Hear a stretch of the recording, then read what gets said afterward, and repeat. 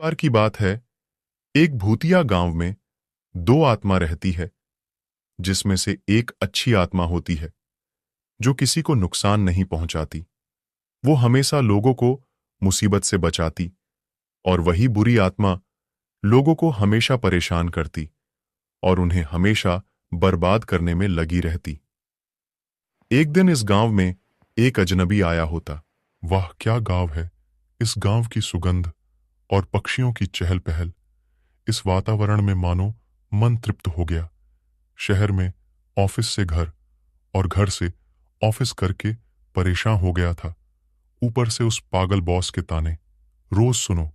इन सब से छुटकारा लेकर अब आराम से इसी गांव में कोई व्यापार शुरू करना है और सुकून की जिंदगी जीनी है। इतना बोल ही रहा होता है कि तभी बगल में कुछ लोग आपस में बातें कर रहे होते।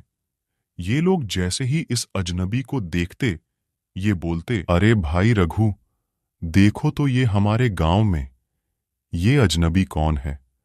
तुम लोगों ने कभी इसे पहले कहीं देखा है क्या? या मेरी तरह तुम लोग भी उसे नहीं पहचानते? नहीं भाई रामू, मैंने तो इसे पहले कभी नहीं देखा, लेकिन हमें उससे जाकर पूछताछ करनी चाहिए कि ये यहाँ क्यों और किससे मिलने आया है, क्योंकि आजकल चोरियां बहुत बढ़ गई हैं।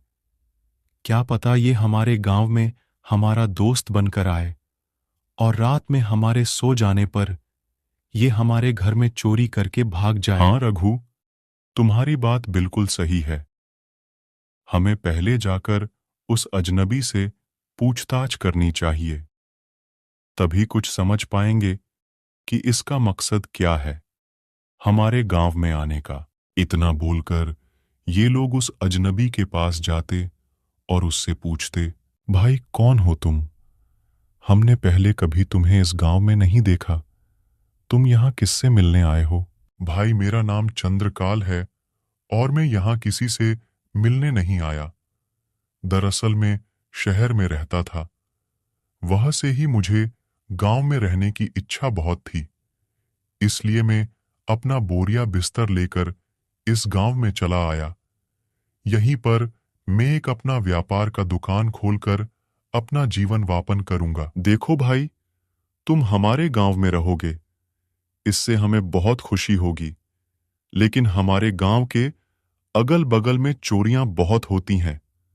तुम्हें सावधान रहना होगा, और जब तक सबको ठीक से जान नहीं लेते, तुम्हें किसी पर भी भरोसा नहीं करना है। उसके बाद रामू और गांव के लोग चंद्रकाल को इस गांव में रहने के लिए सहमति दे देते, जिसके बाद ये गांव के अंदर जाने लगता।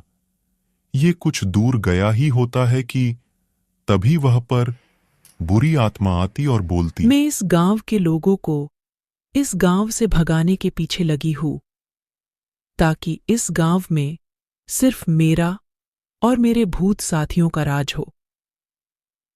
लेकिन यहां पर तुम हमेशा के लिए रहने आ गए।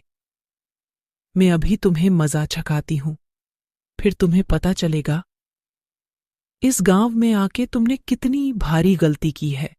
इतना बोलते ही ये एक खतरनाक बिच्छू बन जाती और चंद्रकाल के पास जाने लगती। तभी चंद्रकाल जैसे ही बिच्छू को देखता, ये पूरा घबरा जाता। हे भगवान, ये इतना खूंखार बिच्छू कहां से आ गया? मैंने अपनी जीवन में कभी इतना खूंखार और जहरीला बिच्छू नहीं देखा है। आज लग रहा है ये मुझे जिंदा निगल जाएगा। कौन हो तुम और इस गांव में आने की हिम्मत कैसे की? तुमने ये गांव मेरा है। इस गांव में मेरे आज्ञा के बिना एक परिंदा भी पर नहीं मार सकता। तो तुम यहां कैसे आ गए? तुम्हारे लिए अच्छा होगा कि तुम इस गांव से लौट जाओ, नहीं तो तुम्हें मरने से कोई नहीं बचा पाएगा। मुझे कुछ मत करना, मैं चला जाऊंगा इस गांव से बहुत दूर, लेकिन कृपया करके मुझे तुम कोई नुकसान नहीं पहुंचाना। मैं गांव से शहर सुकून से जीने के लिए आया था, यहां मरने के लिए नहीं।